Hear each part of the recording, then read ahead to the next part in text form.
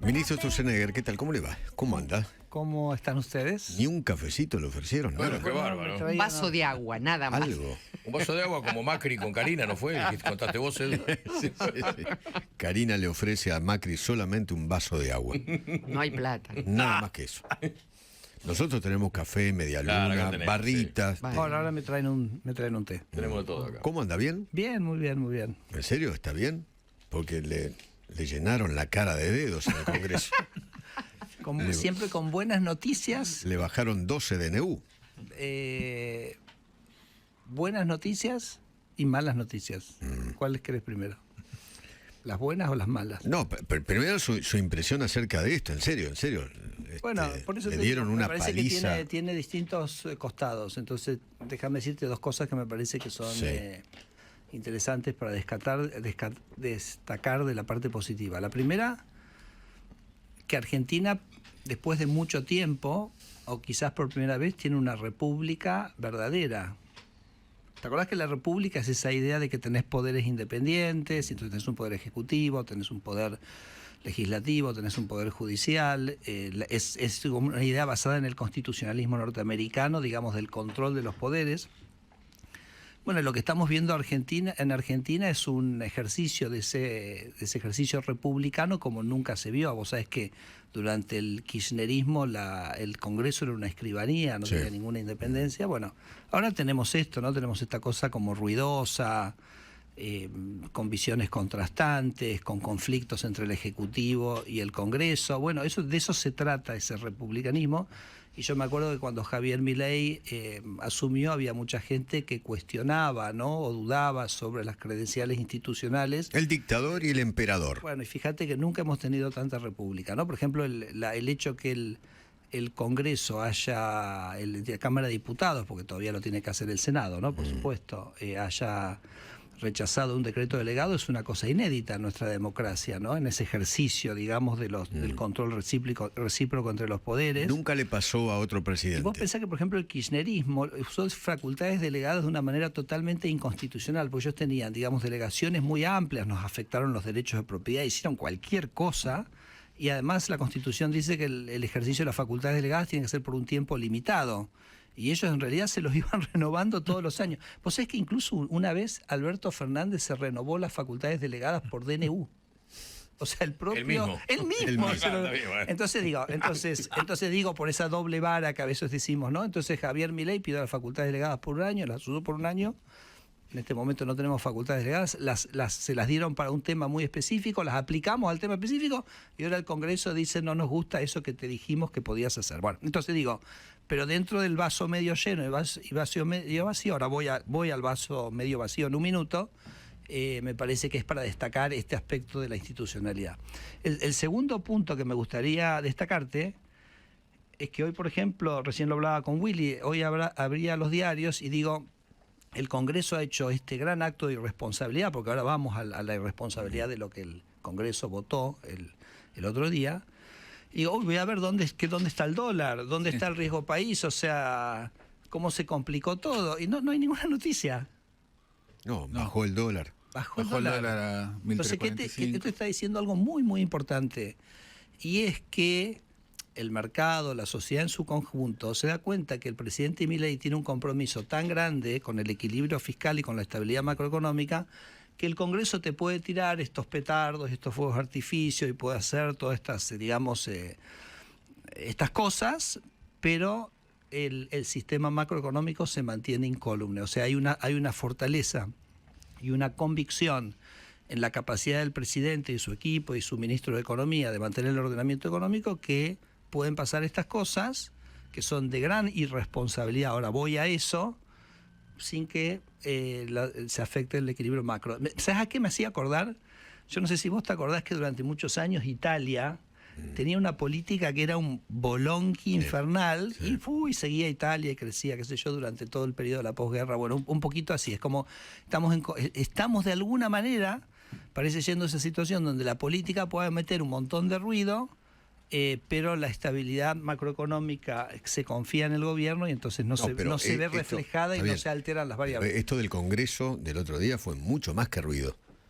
Esto fue a la línea de flotación Claro, del porque gobierno. vos tenés que pensar que ellos se están jugando la vida, ¿no? Hay una casta política, hay un sistema que se ha montado durante 50 años que está lleno de privilegios y que ellos se dan cuenta que ha venido un presidente que no está dispuesto a mantener esos privilegios. Vamos a un ejemplo muy puntual que es lo de vialidad, ¿no? A ver, no tengo que explicar mucho de vialidad. O sea, vialidad es el foco central de la corrupción del kirchnerismo, podría decir de la corrupción de hace muchísimos años en Argentina, una organización que de una red vial de 840.000 kilómetros solamente mantiene 20.000. No sé si me se entendió eso que dije. De una red vial de 840.000 kilómetros, Vialidad solo atiende 20.000, tiene para eso 5.000 empleados, con 1.500 cargos jerárquicos. Ayer yo desplegué en el piso del ministerio, digamos, una sábana con todos los, para que se visualice eso, 1.500 delegados gremiales, o sea que tenés una organización que tenés 5.000 personas para 20.000 kilómetros, de los cuales son todos caciques, porque no labura ninguno, o sea, tenés 1.500 que son... Ahora, delegados gremiales. 1.500 delegados gremiales, 1.500 puestos jerárquicos. Entonces yo lo que digo es, ¿el Congreso verdaderamente quiere preservar eso? O sea, ¿quiere votar para ese agujero negro donde se va la plata que tendría que estar invertida en que nuestras rutas estén en buenas condiciones? ¿Quiere defender a esa casta? Bueno, sí, porque son la casta. Y ese es el foco de la corrupción. Entonces el kirchnerismo está desesperado por mantener eso. De hecho, si ellos lo construyeron. Y a mí me parece que acá una cosa que es muy notable es que el presidente Milei lo que está haciendo, esto me parece que es muy importante transmitirlo, ¿por qué lo quiere cambiar? Porque quiere eliminar el foco de la corrupción. El problema central que tenía Vialidad era que era una organización que se controlaba a sí mismo. Por eso pudo pasar lo que pasó. Y por eso pudieron robarse la plata de las rutas durante tantos años, ¿no? Entonces, el presidente Milei dice que los gobiernos corruptos arman las organizaciones corruptas. Los gobiernos que no son corruptos desarman las organizaciones que son corruptas. Entonces, Javier Milei está tratando de desarmar una estructura que estaba montada para robar. Y digo, pucha, el Congreso está votando para mantener una estructura corrupta, una estructura que se lleva el dinero de nuestras rutas. Y yo, por ejemplo, hablaba ayer con alguna gente que los respeto, hasta diría los quiero, por ejemplo, de la coalición cívica, y le digo, ¿ustedes qué se les pasó por la cabeza? Votaron con los K. Votaron con los K, pero escuchá, durante años ellos están diciendo... ¿Y qué dijeron? Es inentendible, digo, es incomprensible. Yo no sé si es un síndrome de Estocolmo, están confundidos, están tratando de llamar la atención, están, como decís vos, Eduardo, en campaña electoral. En campaña electoral, tratando de pegarle a la línea de flotación del gobierno desesperadamente, porque saben que si los argentinos apoyan este gobierno que está desarmando estas estructuras de corrupción, a ellos se les acaba el curro, ¿no? Entonces, pero digo, del kirchnerismo lo puedo entender, pero de este otro grupo que supuestamente, históricamente, digamos, siempre pelearon en contra de la corrupción, viene un gobierno que te dice, mira, te voy a desarmar, porque, repito, los gobiernos que son corruptos no atacan las estructuras corruptas, las defienden, las protegen, Y las además arman. la coalición cívica con Lita a la cabeza denunció justamente la corrupción. Y acá terminan entonces votando, entonces digo, wow, o sea, es como una cosa como bastante sorprendente, El ¿no? reemplazo de vialidad sería Secretaría de Transporte, concesiones viales, privados que mantengan la ruta y un pequeño remanente que mantiene el Estado. Claro, Eso sería el reemplazo de vialidad. En realidad es la parte de auditoría, se pasa a una agencia independiente, porque Correcto. vos necesitas que la auditoría sea fuera Correcto. del propio organismo, la parte de planificación pasa a la Secretaría de Transporte y la parte de mantenimiento también pasa a un área de mantenimiento, pero con la idea de ir tercerizándolo, porque nosotros, esto es otra cosa que me parece interesante, Eduardo, mencionarte. Escuchás el debate, yo te juro que no ningún... Bueno, a ver, nunca digas ninguno, porque seguro después hay alguno que sí. Pero casi que te apostaría que ningún diputado leyó los informes técnicos que avalaban los decretos que nosotros hicimos y las decisiones, y que explicaban, por ejemplo, esto que me estás preguntando, de qué es lo que se hace, y que tiene el diagnóstico y tiene la historia. Nosotros en nuestro informe técnico en vialidad, nosotros analizamos la productividad campamento por campamento de vialidad. O sea, realmente se trabajó de una manera muy seria. Vos lees ese informe técnico, decís, no puedo yo defender que esta estructura quede así, ¿no? Entonces, bueno... Entonces eso también me parece, por ejemplo, nos invitó el Congreso a que expliquemos. ¿Por qué no nos explicó, no les interesaba que fuéramos a explicar por qué se hace lo que se hace? Por ejemplo, en el ámbito de la cultura, que tenés el Instituto del Teatro, que la estructura burocrática que había armado el kirchnerismo se llevaba el 65% de la guita del teatro, y que entonces lo que nosotros hacemos es volvemos a la situación histórica pre-kirchnerista, que hay una Dirección Nacional del Teatro, que entonces no tiene toda esa estructura burocrática, entonces la plata vuelve al teatro. Entonces, son crueles con la cultura ustedes. No, ellos son crueles. Eduardo, ¿me seguís? Pero yo vengo escuchando que ellos ustedes, dicen, claro, sí, bueno, sí, es que ellos, yo vengo escuchando eso. Pero es que ese es el modus operandi de crueles ellos. con la Ellos cultura y los artistas. Siempre lo dice el presidente Milei. Ellos se escudan en causas nobles para armar un curro atrás. Entonces se escudan en la idea de que queremos desarrollar el teatro para armar una estructura que se llevaba toda la guita del teatro. No sé si se entendió, sí. porque entonces ellos decían vamos a hacer los planes sociales y armaron un modelo de los gerentes de la pobreza que mordían para llevarse la guita, ¿ok? Entonces siempre es esa idea de la causa noble para esconder detrás un negocio, ¿no? Entonces ahora, y yo además pienso que hay una cosa muy loca, o sea, cuando, y me llama la atención porque lo suben a Twitter y lo dicen con orgullo y hemos votado y el Congreso ha retomado su rol y hace lo que tiene que hacer. ¿Y qué es lo que votó el Congreso? Déficit. ¿Y qué es el déficit? El déficit es volver a poner a millones de argentinos en la pobreza. Porque ¿cómo hizo el presidente Milei para sacar a 10 millones de argentinos en su primer año de mandato de la pobreza? Bajando el gasto, y al bajar el gasto, bajar la emisión monetaria, y al bajar la emisión monetaria, bajar la inflación, que era un impuesto sobre todo sobre los más vulnerables de la sociedad. Entonces, ellos votan déficit. Y votar déficit, que te vuelvo a decir, ni el mercado ni la sociedad piensa que esto se va a transformar en algo real, porque si no, las variables macroeconómicas hubieran reaccionado diferente. O sea que ya la sociedad lo entiende como que es simplemente como un juego de la política sin impacto real. Pero ellos están votando eso, están votando déficit, están votando emisión monetaria. Y la verdad que yo no sé, yo creo que la sociedad está podrida de un Estado que le saca la plata a la gente para decidir el político en qué gastar, ¿no? ¿Podemos hacer un punto acá? Voy a las noticias 2 minutos y seguimos charlando un rato más, ¿puede ser? Por supuesto que sí. Vamos. Máxima. Bueno, seguimos charlando con Federico Sturzenegger, el ministro de Desregulación y Transformación del Estado, que está aquí en nuestros estudios tomándose un cafecito y el desayuno. Ministro, el rechazo de estos 12 DNU, ¿no? ¿Cuánto le pega al déficit? Digo, si tenemos que poner un valor al PBI, ¿cuánto le pega? Sí, simplemente una clarificación mínima técnica es que no hubo una combinación de cosas en la sesión. Primero que fueron algunos proyectos propios que impulsó la Cámara de Diputados. Hubo un rechazo de un DNU que tiene que ver con el tema de cabotaje, donde estábamos logrando bajas de costos de 30-40%. Imagínate que el campo, por ejemplo, gasta lo mismo en logística que en retenciones. Cuando habla de cabotaje, ¿qué es? ¿Habla de marina mercante? Claro, es el tránsito digamos, fluvial dentro del país, ¿se entiende?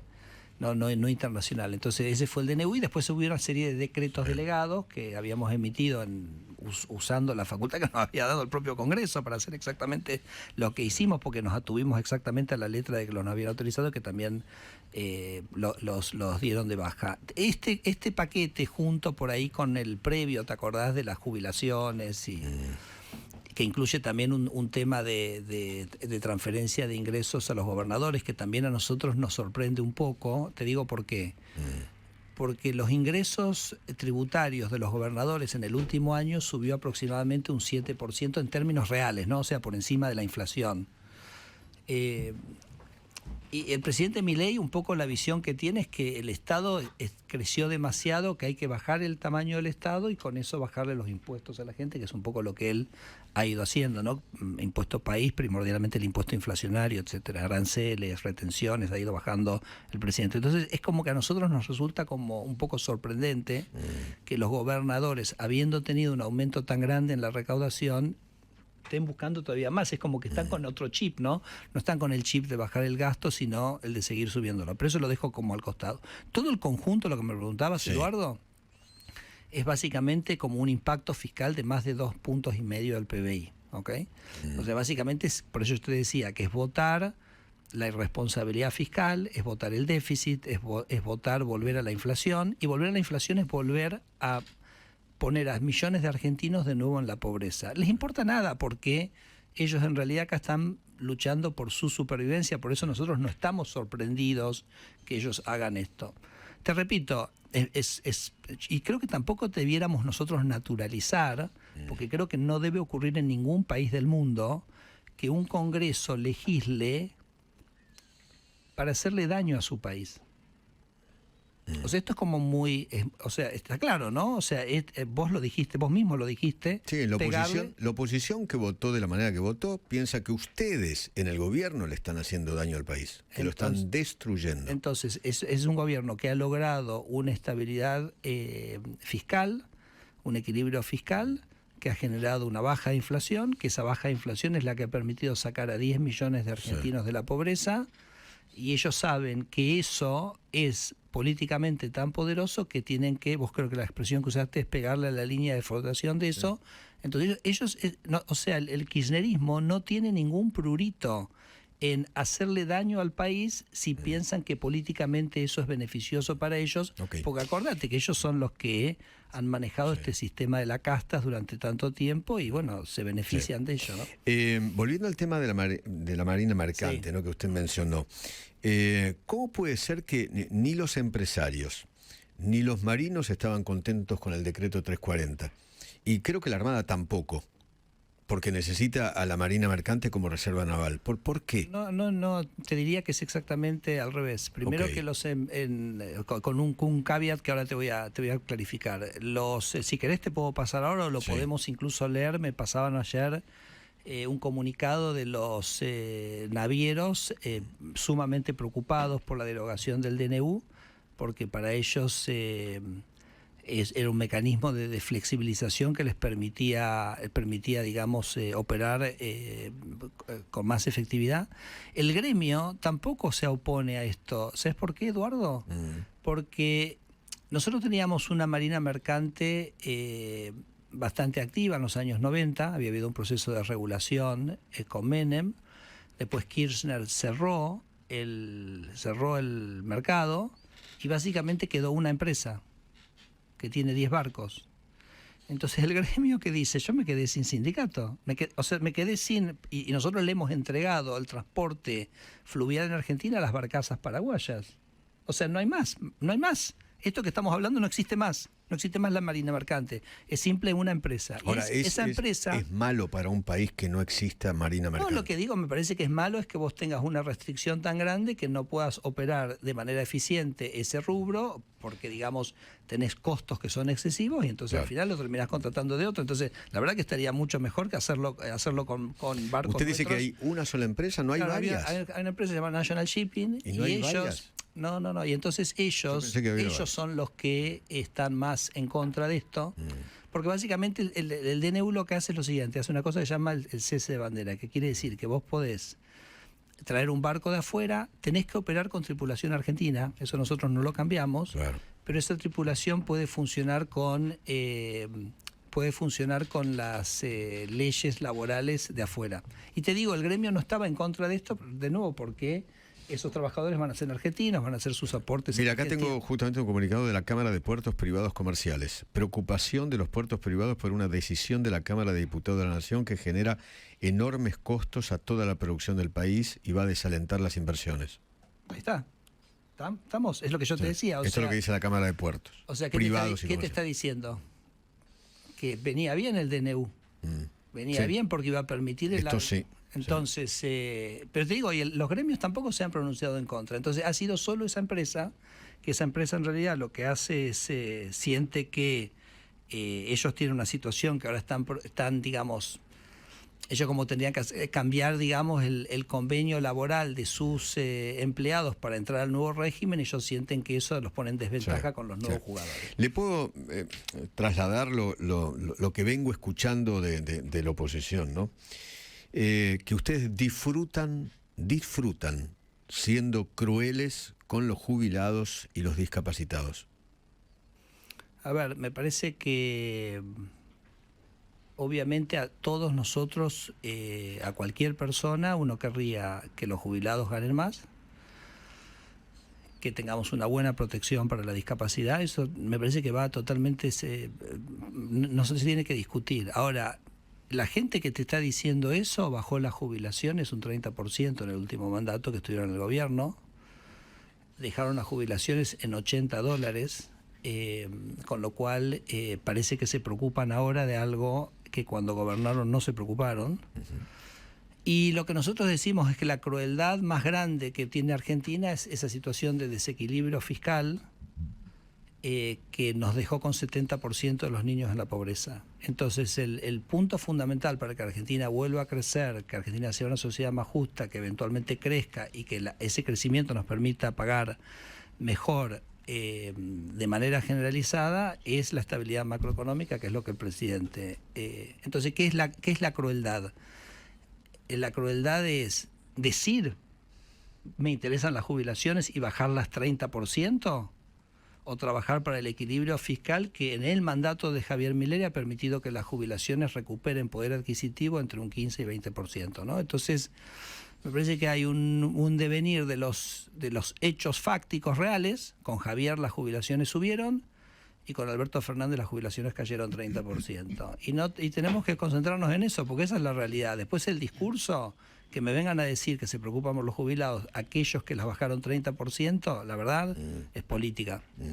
Ministro, desde el Congreso hay dos caminos que se están produciendo. Uno es los proyectos de ley que, como usted dijo, atentan contra el superávit, y otro es el rechazo a los DNU, que es lo que pasó en la última sesión.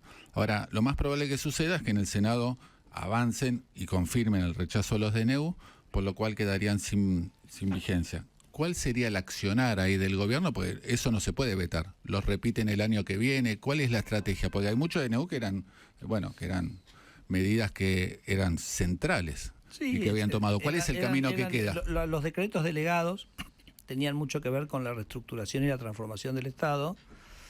Esto es un proceso, las revoluciones y los cambios en democracia son procesos que no son lineales.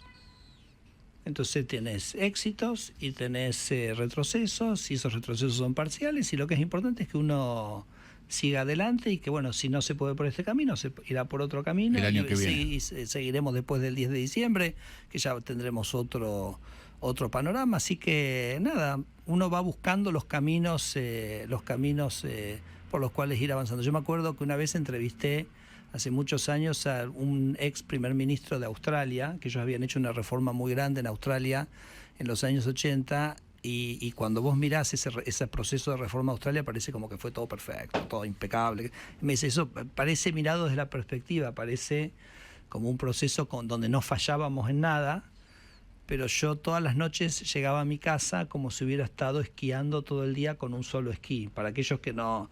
O sea, vos esquías con dos esquís, si tenés uno solo, te matás de por razón. Claro. Entonces lo que quiero decir es así, en un régimen republicano, en un régimen institucional, los procesos de cambio son procesos con avances y retrocesos. A veces tenés que tomar otro camino. Acordate la ley base, ¿te acordás? Mandamos una cosa, después cambiamos. Lo importante es la convicción férrea que tiene el presidente del equilibrio fiscal y de la libertad económica. Entonces, bueno, vamos a ir avanzando por este camino o por el otro, así que quédate tranquilo, Willy, que seguiremos avanzando. Federico, que hayan finalizado las facultades extraordinarias, no significa que el ministerio de usted siga trabajando, siga proyectando, siga viendo otras cosas. Hace muchos años que desde lo profesional del derecho, como abogado, trabajo para el mercado de seguros. Y hay mucha expectativa en el mercado de seguros, productores, compañías, en lo que viene. ¿Algo que nos pueda adelantar? Mirá, sí estamos trabajando en un proyecto en el cual el presidente está sumamente comprometido. Nosotros pensamos que... Mira, va a ser un poco filosófico lo que te voy a decir, pero los seguros son un sustituto del Estado. Mira, voy a decir, ¿qué me estás hablando, no? O sea, los seguros... Porque en realidad... Cuando vos podés, es como que vos al Estado lo usás un poco como un seguro, ¿no? Es decir, siento que es una organización que va a estar para, digamos, protegerme en un momento en que yo tenga un problema. Entonces, si yo eso lo puedo hacer con seguros, O sea, tengo más libertad para proteger, digamos, no, vos tenés un auto, ¿no? Entonces, patrimonio protejo. Claro, exacto. Entonces, como que cuanto más seguros tengo, menos estado demando en algún sentido. Entonces, el proyecto, discúlpame que fue por ahí un poco filosófico, un poco abstracto lo que acabo de decir, pero la idea es cuanto más flexibilidad vos tengas en el mercado de seguros, más cosas puedas asegurar, etcétera, nos parece que es una parte muy importante de la construcción de una sociedad donde la gente se sienta más tranquila y tenga mejor cubiertos sus riesgos. El mercado de seguros, como muchos mercados en Argentina, está tremendamente sobreregulado. Yo siempre cuento esta historia, que cuando yo era presidente del Banco Ciudad, entonces, por ejemplo, había una inundación. Yo a la noche sacaba un préstamo de emergencia para la gente que había sufrido la inundación. Si yo quisiera sacar un seguro o reaccionar con un seguro de la misma manera, no lo podría hacer porque tengo que ir a pedir la autorización A la super. del producto, ¿me entendés? Exacto. Y eso como que no tiene ningún sentido porque cuando yo era presidente del Banco Central, vos no le preguntás al banco qué producto hace, dejás que hagan. Lo que vos chequeás es la solvencia patrimonial del banco. Correcto. Porque estás protegiendo que el depositante sepa que está en una institución que es sólida. Entonces, la verdad que la superintendencia lo que tendría que hacer es chequear la solvencia patrimonial de las compañías y no estar en el, digamos, si me permitís la expresión, en el boludeo de si el contrato es así o asá, ¿se entiende? Sí. Entonces, nada, apunta a darle mucho más libertad de funcionamiento al mercado, así que... Sí, más competencia, que nunca al sector le gusta, pero más libertad, que sí les tendría que gustar. Sí. Hablando del Banco Central, ya que usted fue presidente del Banco Central, hay otra cosa que vengo escuchando hace mucho, que Toto Caputo, el Banco Central, el gobierno se está fumando los dólares de las reservas.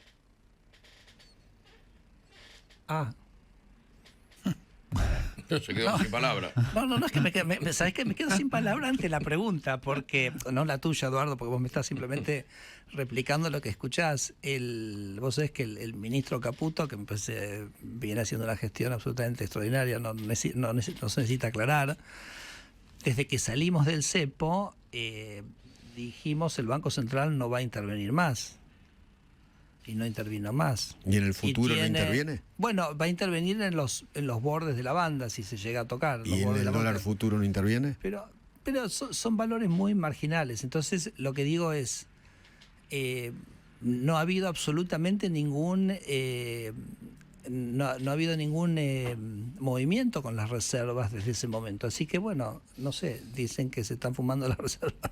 No sé, por supuesto después está el sector privado, ¿no? El sector privado demanda divisas, ofrece divisas, pero esa es la maravilla que para mí tiene el tener un sistema de tipo de cambio flotante, ¿no? Y cuando estabas en el Central también sufriste también lo que eran las amenazas de embargo de reservas, etcétera, etcétera. ¿Cómo estás viendo el juicio de Presca por el tema YPF? A ver, el juicio, la verdad que nosotros, te digo honestamente, como funcionarios, no debiéramos hablar del tema ese, Willy, porque, bueno, todo lo que nosotros decimos después entra en la causa. Es utilizado, ¿no?, en tu contra. La causa. Sí, claro, en la causa nosotros obviamente... Eso le ha pasado a Kicillof. Exactamente. Abrió la boca y eso fue prueba. Así que estamos muy confiados que la Procuración... Así que te voy a decir algo que no es nada, ¿ok? Disculpame, pero... Así que confiamos que la Procuración va a llevar eso. Creo que Argentina tiene buenos argumentos para defenderse. Con fe y esperanza. Pero permitime dejártelo ahí a ese tema. ¿Escuchó a Mondino? ¿Las declaraciones de Mondino? Lo vi en Twitter, sí. Diciendo, o en la causa libre, el presidente o no es muy inteligente o es corrupto. ¿Cómo le cae? Me parece que fue una declaración desafortunada. Viste, te pasa en entrevistas a veces como que, bueno, uno por ahí no contesta, digamos, con lucidez algún tema. A ver, me parece que ese es un tema absolutamente menor. Digamos, uno cuando... Para usted no hubo corrupción ahí, del presidente. No ha habido ningún argentino que haya sido damnificado. O sea, a mí, por ejemplo, me dijeron, para comprar esto tenías que tener la billetera Solana. Digo, Solana para mí es una playa en Uruguay. O sea, sí, hermoso lugar. ¿Qué es eso, Solana? ¿Okay? Y soy el ministro de Regulación, así que imagínate, ¿no? Imagínate, no creo que haya muchos argentinos que tuvieran cuenta en Solana, no sé, Solana, Júpiter, no sé, unas cosas rarísimas se hablaban. Entonces, me parece que lo que sí, Eduardo, cuando vos sos un presidente, y un presidente como Javier, que es un presidente que hace todo el tiempo, ¿no? Y que se entusiasma mucho por su país y que apoya muchas cosas, porque vos lo habrás visto que él en Twitter apoya todo tipo de cosas. Bueno, es bastante activo en Twitter, lo habrás visto. Entonces me parece que bueno, uno puede en algún momento cometer un error, me parece que es humano, le puede pasar, puede digamos apoyar algo que por ahí al final después te das cuenta que no correspondía o no hubiera estado bueno, o sea, para usted fue un error, no fue una participación en una estafa. No pasa más que eso, y además el que hace yerra, o sea que no, me parece que entiendo, es el presidente, entonces tiene más visibilidad, pero somos todos humanos y por ahí en algún momento te tirás un tuit de algo que por ahí después decís, uy, no, y bueno, es eso, nada más. Federico, ¿cómo se va a arreglar el tema del fútbol? ¿Cómo lo van a arreglar entre las partes, entre el gobierno y la AFA? Cuando decís cómo se va a arreglar el tema, ¿qué es lo que hay que arreglar? No, porque, ¿a qué te referís? No, porque evidentemente, ustedes hicieron a través de tus decisiones una situación que ya está clara del lado de ustedes, pero que la AFA o a través de los clubes le contestó a lo del régimen provisional. Claro. ¿Se puede hacer algún tipo de ajuste, de arreglo? Te cuento un poquito. Por supuesto hay subyacente como un gran debate que tenemos pendientes del año pasado, lo hemos hablado acá en este programa 1000 veces, que es el tema de que el presidente siente que los socios deberían tener libertad para elegir la manera de organizarse y poder capitalizar sus clubes, y que eso mejoraría, digamos, la calidad del fútbol argentino. Eso es como una discusión que está ahí como, digamos, llevándose. Yo personalmente pienso que la libertad siempre gana, ¿no? Que el debate en contra de la libertad de los socios es un debate que no se puede ganar, y que además que la única SAT sea Barracas, no sé, me parece raro. Pero bueno, no importa. Pero la decisión que dice... Pero voy a lo de ahora, claro. voy a lo de ahora. Eso le produce a algunos clubes un agujero. No, escucha, te cuento cómo es. Te cuento cómo es.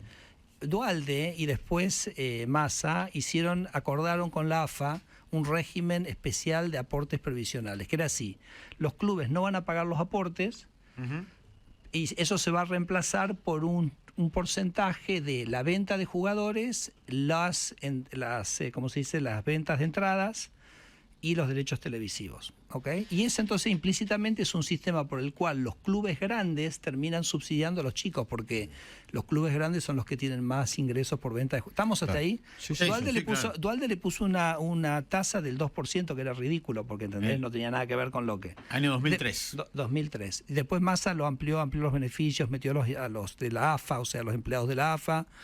Pero ¿cuál es el problema? Que empezaron a pasar dos cosas en el sistema. Por un lado, los clubes, como no pagaban aportes, empezaron a desarrollar otras actividades, a veces en competencia con el sector privado. Por ejemplo, me armo un gimnasio, entonces compito con Megatron, pero la gente que yo contrato en mi gimnasio no tengo que pagar aportes.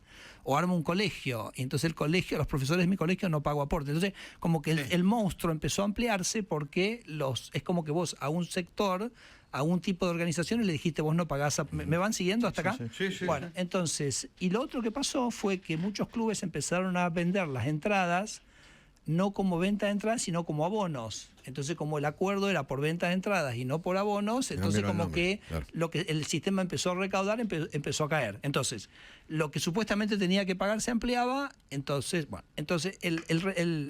¿se me entendió? Había como un desequilibrio. Cuando nosotros llegamos, lo que estaba aportando el sistema, con este sistema, Eduardo, de que algunos clubes pagan y otros no pagan, pero elegido por ellos, ¿entendés? No por un sistema que inventó Javier Milei, su sistema que inventó el kirchnerismo con la AFA. Entonces estaba recaudando la mitad de lo que debía recaudar. Entonces nosotros lo único que hicimos fue ajustar la alícuota para que eso esté en equilibrio, en el sistema de ellos. Pero acuérdate, el sistema ese lo que hace es que los clubes que tienen muchos ingresos por venta de jugadores son los que pagan. Pero repito, no es un sistema que inventamos nosotros. Nosotros simplemente lo que hicimos lo pusimos en equilibrio. Déjame decirte una cosa. Si yo miro ahora los últimos 6 meses, tendríamos que ajustar la alícuota todavía más, ¿entiende? Pero nada, estamos operando dentro de las reglas del sistema, y nosotros obviamente estamos abiertos a un rediseño de eso permanentemente. Hubo una mesa que trabajó 6 meses con la AFA, te digo, y con clubes grandes y chicos representados, y te digo, me parece que se elaboró bastante bien, se llegó a algo que era bastante interesante. Nosotros dijimos, para avanzar con esto necesitamos que, como no estamos seguros si esto alcanza el equilibrio, queremos que la AFA garantice el equilibrio. La AFA dijo, no, no queremos, no vamos a garantizar el equilibrio, bueno, entonces seguimos con el régimen anterior, ¿ok? Entonces lo único que hhicimos fue ajustar la alícuota. No, eso es lo que acusó con ese tema. Ministro, muchas gracias. No, gracias a ustedes. Gracias por la charla. Gracias por Gracias a haber venido. ustedes. 8:30.